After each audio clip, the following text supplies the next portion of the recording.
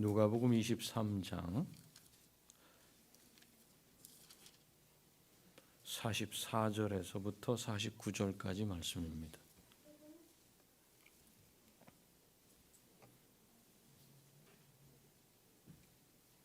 누가복음 23장 44절에서부터 49절까지 말씀입니다. 한 절씩 교독합니다. 때가 제6시쯤 되어 해가 빛을 잃고 온 땅에 어둠이 임하여 제9시까지 계속하며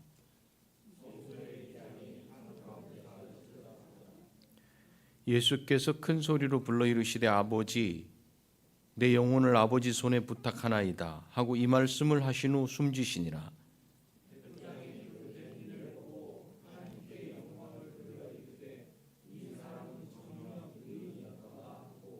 이를 구경하러 모인 무리도 그 된 일을 보고 다 가슴을 치며 돌아가고 예수를 아는 자들과 갈릴리로부터 따라온 여자들도 다 멀리 서서 이 일을 보니라. 아멘. 배경이 바뀌었죠. 괜찮아요? 이 조명을 끄면 또 달라져요. 지금 눈 오는 것 같죠? 감사해요. 수고해 주셨어요. 저는 오늘 누군가의 죽음을 세밀하게 이야기해야 됩니다. 죽음을 이야기한다는 것은 쉬운 일이 아닙니다. 이미 떠나신 분의 마지막을 기억해야 하기 때문에 전하는 사람은 그 고통을 그대로 가지고 말을 하게 돼 있기 때문에 그렇습니다. 그럼에도 불구하고 임종을 말해야 한다면 분명히 그렇게 해야 할 이유가 있을 겁니다. 그 마지막이 너무나도 분명하게 남은 자들에게 전하는 메시지가 있다면 그때 상황을 말할 수밖에 없습니다. 예수님의 죽으심은 입에 담기가 어려운 내용입니다. 너무나 처참하고 비참하기 때문에 그렇습니다. 그런데 입으로 얘기해야 돼요. 왜냐하면 그 말씀이 바로 저와 여러분에게 하신 말씀이기 때문에 그렇습니다. 예수님은 십자가에서 마지막 6시간을 보내셨습니다. 십자가에 매달린 채로. 그때 예수님의 죽으심과 일어났던 일들을 현장에서 보고 들은 증인들에 의해 기록된 말씀을 통해서 우리 각자에게 주시는 하나님의 음성을 이 시간 듣기를 소원합니다. 누가는 오늘 본문을 시간 순서로 기록하지 않았습니다. 사실은 누가복음은 역사서예요. 사도행전과 마찬가지로. 역사는 시간에 따라 기록을 해요. 그런데 역사가가 그것을 시간을 바꿔서 기록하는 경우가 발생돼요. 그런 건 실수로 그렇게 하는 게 아니에요. 그건 의도가 있어요. 그래서 지금 누가복음 본문을 제가 전하면서 준비를 하면서 사실은 사복음서를 전체를 보면서 통합해서 순서대로 가려고 했어요. 근데 안 되는 거예요, 그게. 누가가 이렇게 하려고 하는 데는 분명히 의도가 있어. 그래서 누가복음 본문을 중심으로 가야 되겠다. 다시 쓰게 됐어요. 마태복음과 마가복음을 여러분들이 보는 것과 이 누가복음의 오늘 본문은 순서가 다릅니다. 누가는 예수님의 죽으심과 동시에 일어난 일 하나를 바꿨어요. 그것을 죽으심 앞에 이렇게 기록했어요. 그게 뭐냐면 여러분 본문을 잘 보면 성전 휘장이 한가운데가 찢어지는 사건이에요. 성전 휘장은 누구와 관련된 거죠? 성전하면 그것은 믿는 사람들이죠, 그죠? 유대인들과 관련된 일이에요. 그러니까 지금 그걸 앞에 뒀다는 건 분명히 누가가 말하고 싶은 게 있어서 그런 거예요. 그래서 그걸 놓치고 그냥 예수님의 죽으심이 이렇게 순서대로 됐다 이렇게 말하는 것은 이 본문을 볼 때는 이 누가복음을 기록한 누가의 의도와는 다른 것이다. 그래서 그것을 분명히 볼 수 있어요. 왜 그런가? 마테마가하고는 다릅니다. 이 부분이. 그렇다면 누가는 예수님을 십자가에 못 박게 한 유대인들을 향해서 하나님 아버지께서 하시는 말씀을 여기서 지금 전하고 싶은 거예요. 이 사건과 관련해서. 그리고 성전 휘장이 찢어지는 내용 앞에 뭐가 있냐면 해가 가려져서 어둠이 지속되는 사건이 있어요. 그렇죠? 그것은 해는 누가 받아요? 태양은 누가 받고 살죠? 모든 사람이 다 받고 살아요. 그러니까 앞부분에서는 태양을 다 누리고 받고 사는 모든 사람을 향해서, 그리고 바로 그 다음엔 성전 휘장이라는 걸 통해서 누구에게? 이 사건의 주범인 그들 유대인들에게 지금 주시는 말씀이에요. 이렇게 보자면 오늘 말씀은 당시에 이 땅에서 해를 받고 살아가는 모든 사람들과 또 성전 문화에 관련돼서 하나님을 섬기는 유대인들 모두에게 주시는 아버지의 말씀인 것을 알 수 있어요. 다르게 하면 이방인들과 유대인, 이걸 온 세상의 모든 사람이라고 말하는 거예요. 예수님은 금요일 오전 9시에 다른 두 명의 강도와 함께 십자가에 달리셨습니다. 예수님이 십자가에 달리셨다는 건 그냥 달리셔서 계신 6시간이 아니에요. 십자가에 달리실 때 예수님의 손바닥에다 못을 박은 게 아니라 이러면 찢어져서 바로 떨어져 버려요. 요 손목에다 박았어요. 손목은 혈관이 지나가죠, 그렇죠? 그것도 조그만 못이 아니라 큰 못을 박아놨어요, 양쪽에. 그리고 발도 두 개가 겹쳐지고 발목에다가 못을 박았어요. 그러니까 예수님은 하나, 둘, 세 군데에 의지해서 그 십자가에 있으시면서 뭘 하셔야 돼요? 오르락내리락을 하셔야 돼요. 호흡은 이 횡격막이 움직여줘야 돼요. 이 폐에는 근육이 없기 때문에 횡격막을 움직여줘서 운동을 시켜야 돼요. 짜지는 운동을 해야 돼요. 이걸 하려고 그러면 긴장이 됐다 풀어졌다, 긴장이 됐다 풀어졌다 해야 돼요. 우리 평상시에 숨 쉬는 걸 못 느껴요, 호흡하는 걸. 그런데 급박한 상황이 되면 이렇게 하게 돼요. 예수님이 지금 그 상황에 처해지신 거예요. 이게 고통이에요. 살기 위해서 올라가야 돼요. 힘이 빠지면 또 내려와야 돼요. 근데 살기 위해서 올라가는데 무슨 일이 벌어지냐면 박혀진 손목과 발목에서는 혈관을 자극하면서 핏줄이 계속 터져요.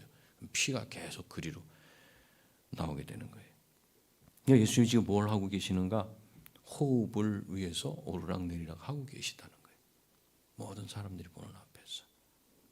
이렇게 3시간을 숨을 쉬기 위해 움직이셨고 12시가 되자 시계 보세요. 오전 9시에 못 박히셨어요. 그리고 3시간이 지난 12시가 됐어요. 몇 시간 동안 오르락내리락을 하셨어요? 시계 올려보세요. 집사님 시계. 오전 9시에 못 박히셔갖고 12시 될 때까지 3시간 동안을 십자가에 못 박혀 있었다. 그럼 십자가 그냥 박혀 계신 게 아니라고. 아시겠죠? 아니면 죽어요. 둘 중에 한 가지가 되는 거예요. 예수님이 지금 그러고 계셨어요. 그런데 12시가 됐을 때 일어난 일이 뭐냐면 태양이 가리워져서 빛이 비치지 않았어요. 어떤 방식이었을까? 구름으로 가리셨을까? 아니면 달로 가리시는 개기일식을 하셨을까? 잘 몰라요. 개기일식은 보통 1초 미만에서 8분이 최대라 그래요. 달이 태양을 가려가지고 어두워지는 거. 근데 이거는 3시간이 됐어요. 3시간. 어떤 방식으로 됐는지는 말씀하고 있잖아요. 그러나 어두움이 3시간 동안 몇 시부터? 12시부터 몇 시까지? 예수님이 운명하시는 오후 3시까지 3시간 동안 어두움이 지속됐다. 해를 가리셔서 어두움이 계속되게 하신 것, 그것은 바로 예수님이 누구시라는 걸 말씀하는 거죠. 예수님이 계시지 않으면 너희들은 어둠이다. 예수님은 그럼 누구시다? 예수님은 빛이시다. 그걸 말씀하고 있어요. 예수님이 이 땅에 빛으로 오셨다. 그걸 지금 이 순간 말씀하고 계시는 거예요. 요한복음 1장을 한번 볼게요, 여러분. 1장 5절. 요한복음을 한번 펴보세요. 누가복음 다음에 바로 나오죠. 1장 5절 같이 한번 읽습니다. 시작. 9절. 참빛 곧 세상에 와서 각 사람에게 비추는 빛이 있었나니. 10절.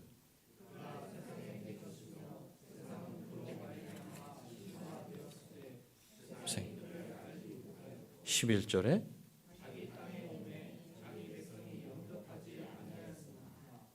요한이 말하고 있는 예수님이 빛이시라는 게 지금 예수님이 죽음의 현장에서 발생된 이 사건을 보고 정확하게 말씀하고 있어요.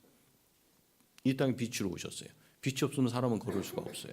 빛이 없으면 어둠 가운데 처해질 수밖에 없어요. 어둠은 이 세상을 말해요. 빛은 예수님을 말하고, 빛이 이 세상에 계셨지만 자기 백성이 그 빛을 십자가에 못 박음으로 거절하고 받아들이지 않았다고 누가는 증언하고 있어요. 그래서 하나님 아버지께서는 빛이신 예수 그리스도가 십자가에 달리셔서 고통당하실 때 그 고통이 극에 달하고 태양빛으로 인해 더 이상 숨도 쉬기 어려운 3시간 동안 하나님 아버지는 빛을 가려버리셨어요. 태양을 가리셔서 예수님을 거절한 이 세상이 어둠 자체인 것을 알리셨던 겁니다. 예수님이 계시지 않으면 이 세상은 어둠 그 자체예요. 예수님이 계시지 않은 세상은 어둠인 것을 하나님 아버지는 해를 가리심으로 그대로 표현해 주셨어요. 빛을 거절한 죄를 해를 가리셔서 어둠이 지속되게 하심으로 깨닫게 하셨어요. 그래서 요한복음 3장 19절은 이렇게 말씀하고 있어요. 요한복음 3장으로 가볼까요?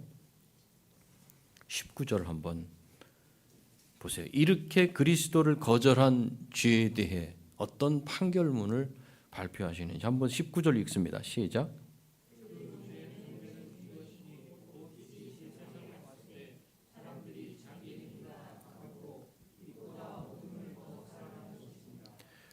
예수님을 믿지 않는다 그러면 이미 정죄를 받았다. 즉 이미 심판을 받았다. 쉬운 성경은 이렇게 돼 있어요.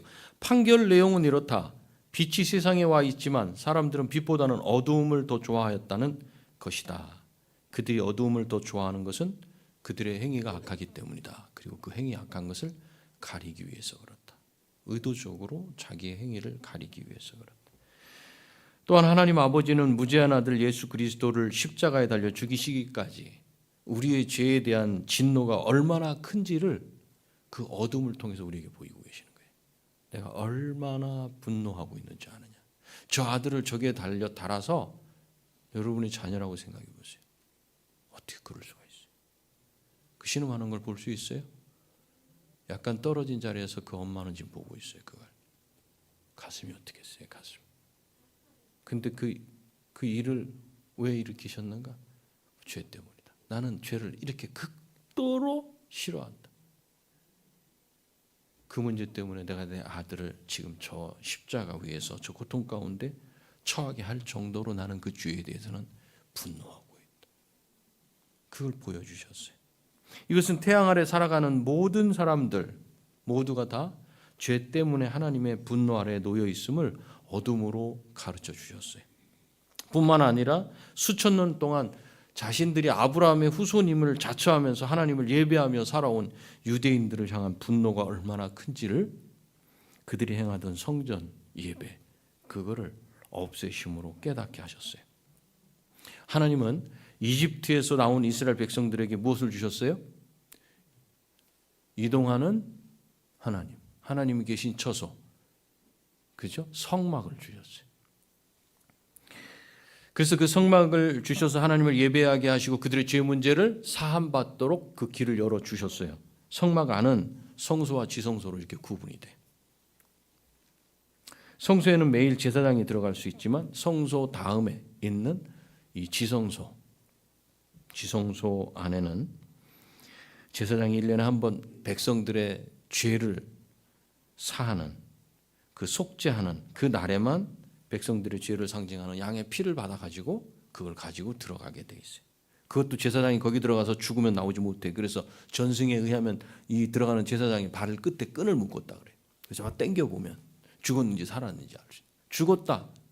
그러면 그 해에는 백성들의 죄가 용서함을 받지 못하는 거예요. 그러면 그 백성들은 어떻게 살겠어요? 고개를 들고 살겠어요?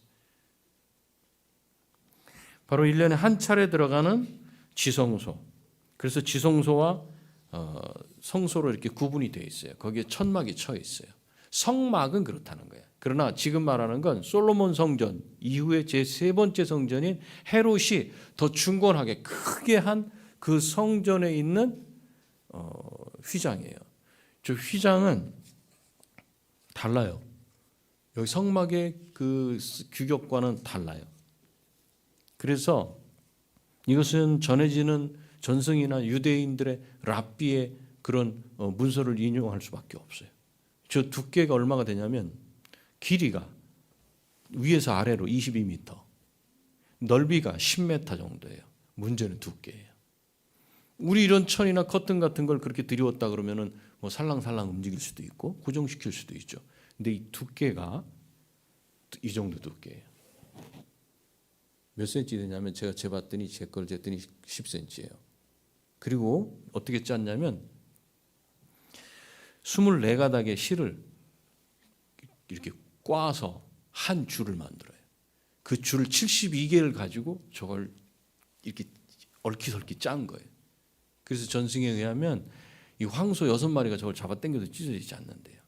자, 그러면 저게 천이겠어요? 아니면 벽돌 같은 거겠어요? 벽돌 같은 거 이렇게 두꺼운 거 이렇게 그런 게 저기에 걸려 있었던 거예요. 그런데 누가는 어둠이 지속되는 중에 그 성전의 휘장 한가운데가 찢어졌다 이렇게 기록하고 있어요. 휘장에 구멍이 난 것도 아니고 휘장 어떤 주변이 어떻게 뜯어진 것도 아니고 한가운데가 찢어졌다. 휘장 한가운데에 길이 난 것처럼 찢어져서 1년에 한 차례 제사장만 대속죄일에 들어갈 수 있었던 그 지성소에 길이 열렸다는 거예요. 길이 생겼다는 거예요. 이젠 대제사장만 들어가는 게 아니라 한 차례만 들어가는 게 아니라 누구든지 들어갈 수 있게 되었다고 누가는 말하고 있어요. 동시에 지성소에 들어가려고 행해졌던 종교의식은 그럼 이제는 더 이상 행해질까요? 안 행해질까요? 예수님이 그걸 다 거절하신 거예요. 이제부터는 너희들 그렇게 하지 마라. 그렇게 해서 나한테 나오는 게 아니다. 나를 만나는 게 아니다.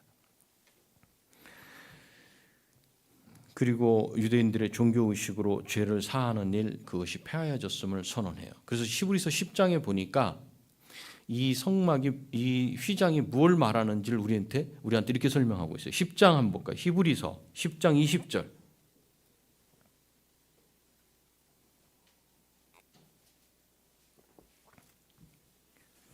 히브리서 10장 20절 한번 찾으셨으면 한번 읽어 주시기 바랍니다. 시작.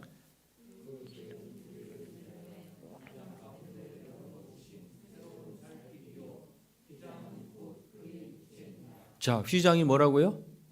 육체. 누구의? 그는 누구지? 그리스도의 몸이라는 거예요.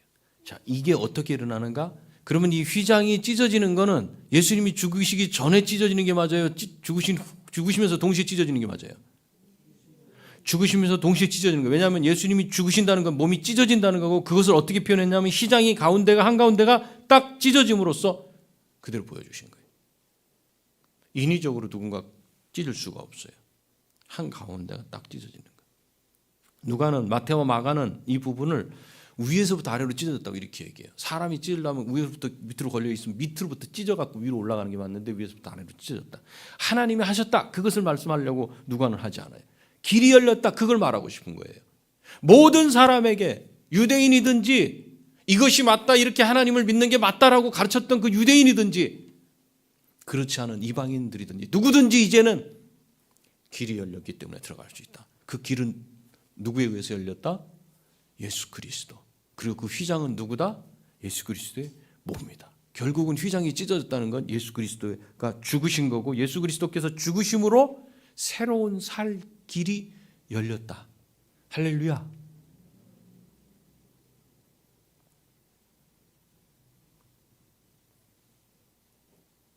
이 휘장을 그리스도의 몸이라고 말하고 있어요. 그리스도가 그의 몸을 찢고 죽으심으로 우리는 그리스도를 통해서 하나님께 나갈 길이 열렸어요. 죄사함 받았다는 거예요. 그리스도를 믿는 자마다 죄사함 받았어요. 죄사함 받았다는 건 여러분이 양심의 꺼림이나 죄책감 때문에 여러분들이 자꾸 고개를 숙이거나 그냥 피하려고 그러거나 이럴 필요가 없게 됐다는 걸 말씀하는 거예요. 내가 죄를 지었는데 어떡하지? 마음이 괴로운데 어떡하지? 하나님 아버지께 그걸 말씀드리면 돼. 중요한 건 하나님은 용서하시지만 그 흔적이 나한테 남아서 나를 괴롭게 한다는 것뿐이에요. 이제 우리의 죄 문제는 다 해결이 됐어요. 이제부터 누구든지 그리스도를 믿는 믿음으로 하나님 아버지께 나가게 될 수 있게 됐어요. 성전에서 어떤 제물을 바쳐야 하는지 옳고 그름을 판정하면서 일반 백성들에게 하나님 이렇게 섬겨야 된다. 아니 그렇게 하면 안 되지. 그렇게 지도했던 서기관과 율법사들 이제 그것에 따라서 하나님 앞에 나가지 않아요. 그들이 군림하듯이 위에서 이렇게 일반 백성들을 무지하다고 가르쳤던 그런 것들, 이제 그것으로 그들은 그 일을 이제 그만두어야 했어요. 또 1년에 한 차례 지성소에 들어갔던 대제사장의 일도 이제는 멈춰야 했습니다. 이것이 하나님 아버지를 섬기는 방법이라며 만들어낸 인간의 모든 종교, 지금도 여전히 마찬가지예요. 이것이 하나님이 원하시는 거다. 이것이 신이다. 이렇게 가르치는 모든 종교의 마지막을 이 사건으로 딱 커튼을 내려버리신 거예요. 오직 한 길, 아버지께로 가는 길은 그리스도를 통해서만 가능하다는 것을 하나님을 찾고 예배하는 모든 자들에게 말씀하시는 아버지 하나님의 표현이 뭔가 성전 휘장, 도저히 나눌 수 없는, 가를 수 없는 성전 휘장 한가운데를 찢으시는 일이었어요. 그래서 예수님이 요한복음 14장 6절에서 뭐라고 말씀하셨죠? 요한복음 14장 6절에서 내가 곧 길이요 진리요 생명이니 누구를 말미암지 않고는, 나로 말미암지 않고는 누구께로, 아버지께로 올 자가 있다 없다? 없다는 거예요. 여러분 성전 휘장을 기억하시면 그것이 예수 그리스도의 몸이고 아버지 앞에 나갈 수 있는 그 길은 예수 그리스도가 아니고서는 아무도 갈 수 없다. 길이고 진리고 생명이신 예수 그리스도를 믿어야만 나갈 수 있다. 그것을 분명히 가슴에 새기기를 소원합니다. 이렇게 누가는 어둠과 휘장이 찢어지는 것을 예수님의 죽으심 앞에 기록해 버렸어요. 이렇게 죽으심 앞에, 역사 시간 순서를 따라서 하지 않고 그 앞에 기록하심으로써 예수님의 죽으심은 모든 민족과 유대 민족 그들 모두를 죄에서 건지시는 유일한 이름을 밝히신 줄 믿으시기 바랍니다. 이제부터 누구든지 그리스도를 통하여 하나님께 직접 나아갈 수 있게 됐습니다. 이제 그 누구도 종교라는 이름으로 하나님 아버지께 나아가는 문을 막아설 수 없게 됐어요. 이렇게 해야 돼. 이거야.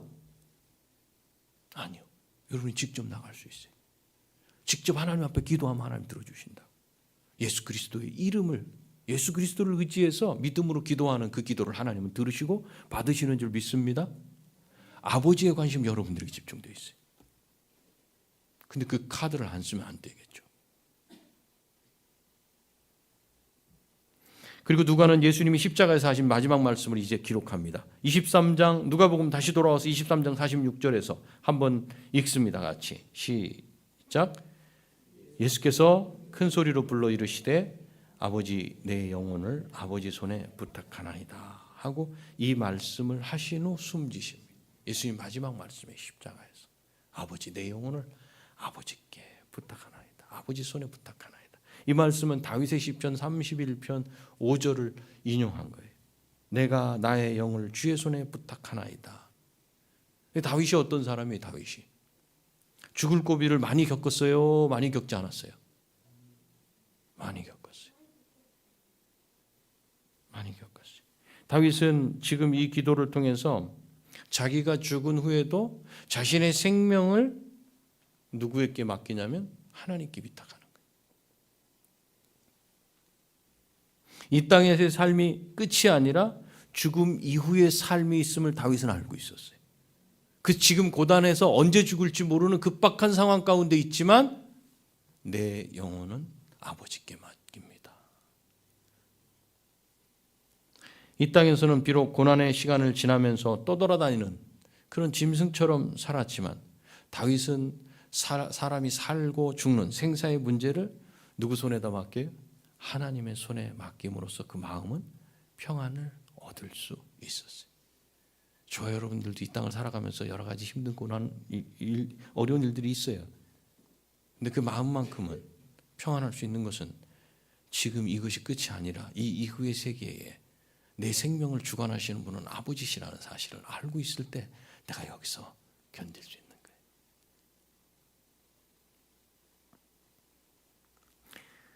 그는 숱한 죽을 고비 속에서 철저히 하나님의 보호에 자신을 내어 맡길 수밖에 없었어요. 이 사실을 모른다면 사람은 어떻게 될까요? 온갖 정신적인 고통으로 시달릴 수밖에 없어요. 이것이 끝이라고만 생각한다면 이 땅에서의 고통 가운데, 괴로움 가운데, 질병 가운데 고통스러울 수밖에 없어요. 마음이 잡히질 않아요. 그러니까 이상 반응을 보일 수밖에 없어요. 그러나 이후에 내 영혼을 맡아 주관하시는 분이 계시다는 사실을 안다면 이 육신의 장막에서 벌어지는 그 일 앞에 내가 무릎을 꿇지 않을 수 있어요. 다윗이 그랬던 사람이에요. 지금 예수님은 다윗처럼 죽음 앞에 급박하게 내몰려 있어요. 손목에서 나는 피는 더 나올 것이 없고 이제는 피가 하도 빠져나가지고 정신이 멍멍한 상태. 내가 지금 위로 올라가고 있는지 숨을 쉬고 있는지 안 쉬고 있는지 알 수 없을 정도의 고통스러운 그 시간이에요. 해는 뜨거워. 그런데 갑자기 하나 아버지께서 그걸 가리셔요. 그 어둠 가운데 3시간을 예수님은 또 그냥 계셔요. 이제 육신을 벗어날 요 순간 가운데 요 상황 가운데서 급박한 거예요. 다윗처럼. 그때 예수님은 다윗의 시편을 기억하시고 하나님을 아버지로 부르시면서 찾는 거예요. 그리고 예수님의 영혼을 아버지께 부탁하는 기도를 하셔요. 우리 한번 같이 기도해 볼까요? 아버지, 시작. 아버지, 내 영혼을 아버지 손에 부탁하나이다. 저와 여러분들도 떠나기 전에 이렇게 하는 거예요. 그러나 우리는 아버지 손에 부탁하나이다 이렇게 해도 되고 예수 그리스도의 손에 부탁하나이다. 왜냐하면 예수 그리스도는 부활 승천하시고 하늘 보좌 모든 권세를 그분이 가지셨어요. 그분이 다 맡아 주관하시는.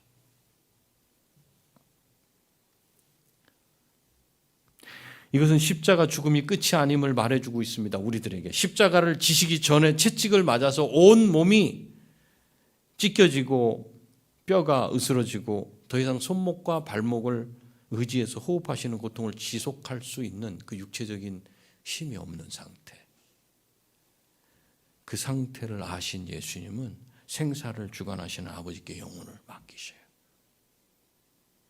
그리고는 육신의 죽음을 미련 없이 받아들이심으로 십자가상에서의 6시간의 고난을 끝내십니다.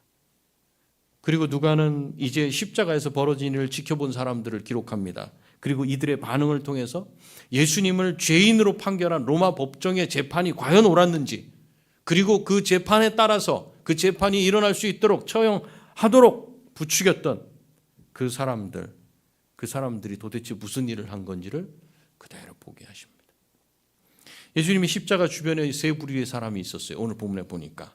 먼저 47절에 누가 나와요? 백부장이에요. 백부장이 그 된 일을 보고 하나님께 영광을 돌려 이르되 이 사람은 정녕 의인이었도다. 이렇게 말해요.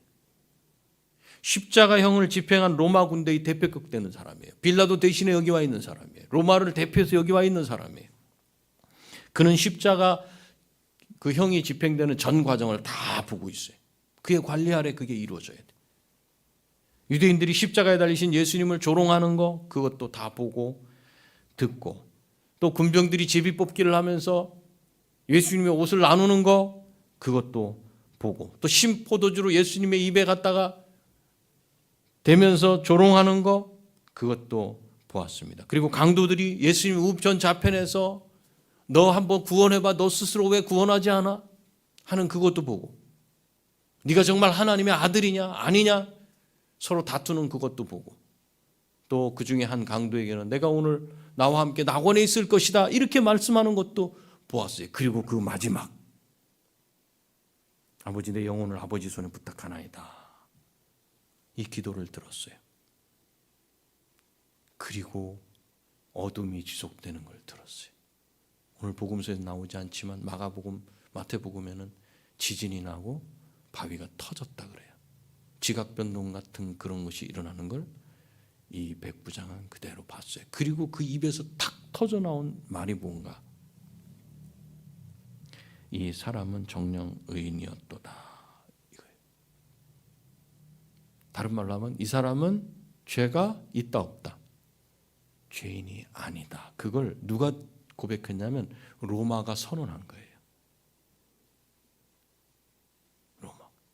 예수님은 죄인 아닙니다. 빌라도가 죄인이라고 판결해서 십자가형으로 죽게 한 예수님은 죄인이 아니었다. 로마 법정의 재판은 잘못된 것이었다. 그걸 누가 말하게 하셨어요?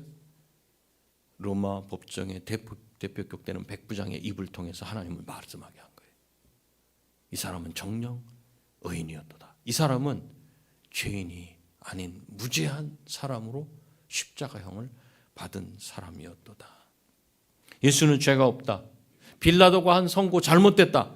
예수님을 십자가형에 처하게 한 그들이 죄인이고 예수님은 무죄한 의인이었다. 이걸 백부장이 주장했어요. 그리고 유대 지도자들에 의해 예수님을 십자가에 못 박게 하라고 외쳤던 무리들, 두 번째 그룹이 이 사람들이. 그 사람들은 어떻게 합니까? 예수님 십자가 아래 모여 있었어요. 백부장이 본 것을 다 보고 들었어요. 그들은 어떤 반응을 보였어요? 가슴을 치면서 그 자리를 떠났어요. 유대 지도자들에게 휘둘림을 받아서 성난 군중 역할을 하면서 한 사람을 죄인으로 몰아서 십자가에 달게 한 그들이 그 예수님을 죽이는 그 자리까지 와서 그 모든 광경을 보고서 예수님의 죽으심을 보고 난 결과 이들은 가슴을 치면서 이 일이 잘못됐다. 그 죄책감 때문에 가슴을 치면서 이 사람들은 돌아갔어요. 누가는 그들을 통해서도 정확하게 말하고 있어요. 예수님은 누구다?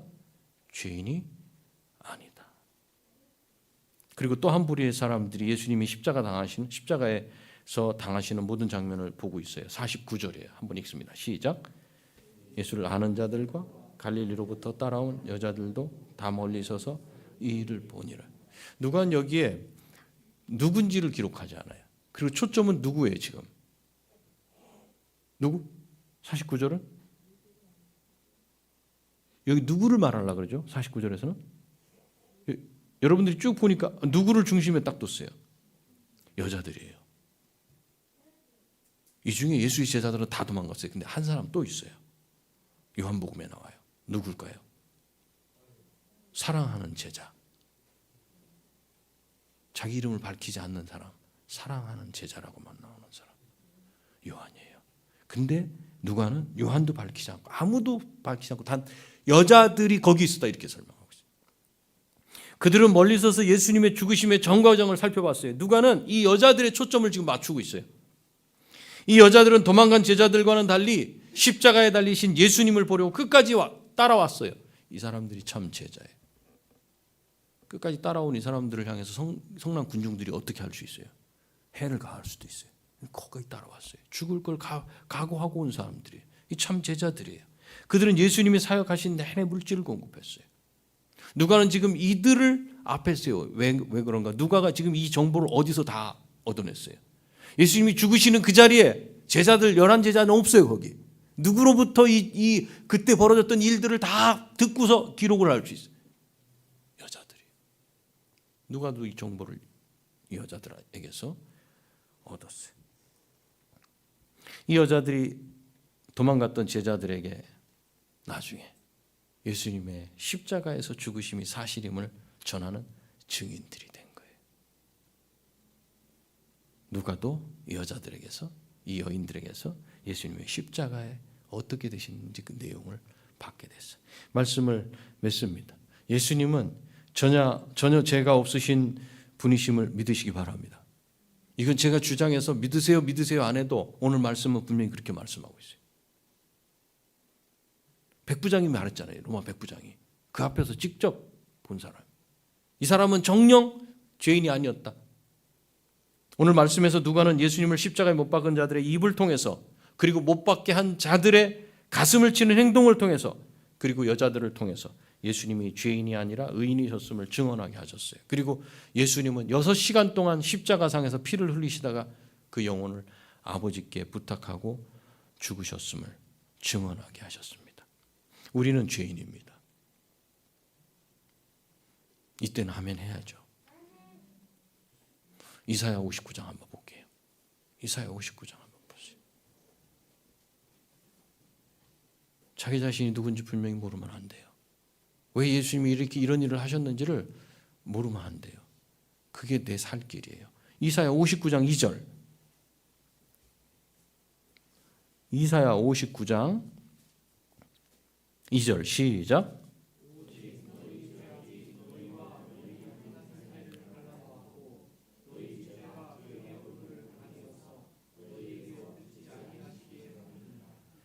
내 죄가 하나님과 나 사이에 벽을 만들어서 소통할 수 없게 되었던 거예요.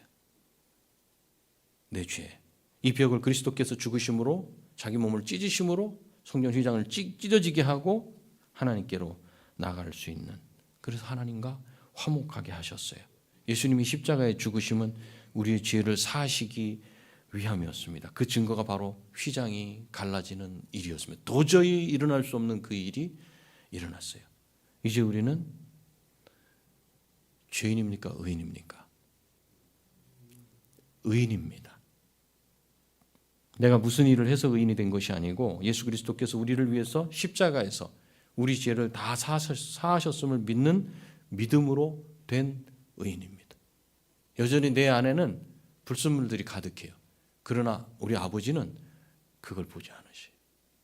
예수 그리스도가 이루어놓으신 그 공로만 보셔요. 그래서 그 믿음을 가지고 성전 휘장 찢어진 대로 나오는 그 사람은 옆 사람이 아무리 손가락질하면서 아니야 네가 어떻게 여기 들어올 수 있어? 아니 네가 하는 행동을 다 봤는데? 이렇게 말한다 할지라도 나올 수 있어요. 왜냐하면 내 속을 우리 주님이 아셔요. 하나님 아버지가 아셔요. 그러나 나를 보실 때는 뭘로 보십니까? 예수 그리스도의 피로 옷 입은 나를 보시는 거예요. 부재한 자다. 내가 아직까지 예수 그리스도를 닮지 못하고 엉망으로 살아가는 인생이라고 내가 하나님 앞에 나갈 수 있을까? 그래서 집에서 감히 기도할 때 하나님 아버지, 야 너는 꼭 힘든 일만 있을 때 나를 찾냐? 이렇게 하시는 거 같죠? 그건 내 생각이고 사람 생각이에요. 그런 마음을 갖지 마세요. 열어놓으셨어요.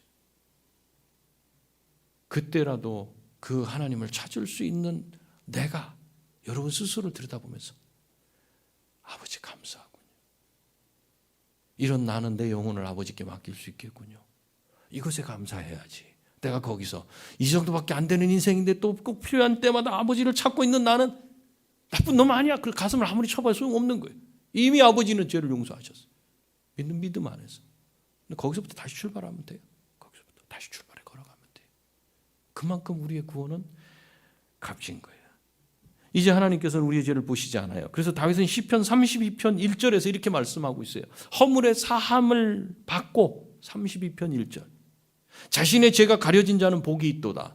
아멘. 허물의 사함을 받았어요. 우리의 죄가 용서받았어요. 지금 짓는 죄, 지은 죄, 지을 죄까지도 다 용서받았어요. 그래서 뭐라고 말씀하고 있어요? 복이 있도다. 여러분은 복 있는 사람인 줄 믿으시기 바랍니다.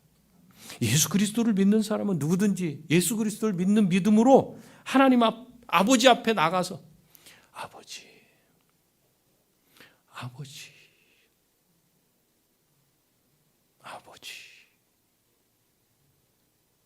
요한복음 14장 그리고 16장 한번 읽어보세요. 아버지가 몇 번 나오는지. 45번.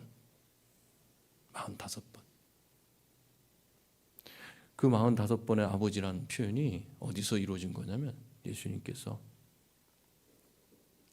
제자들과 함께 마지막 만찬을 하는 그 자리에서 말씀하시면서 이루어진 게 45번. 아버지. 이제 아버지 이렇게 간구할 수 있는 길이 열렸어요.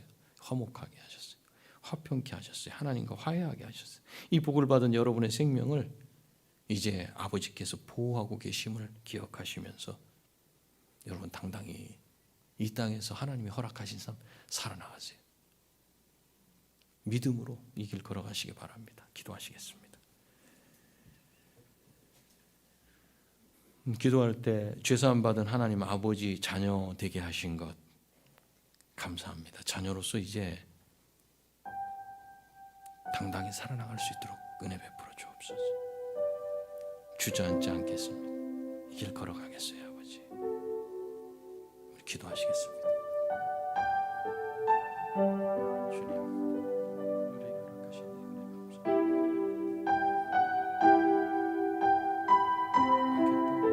감사합니다.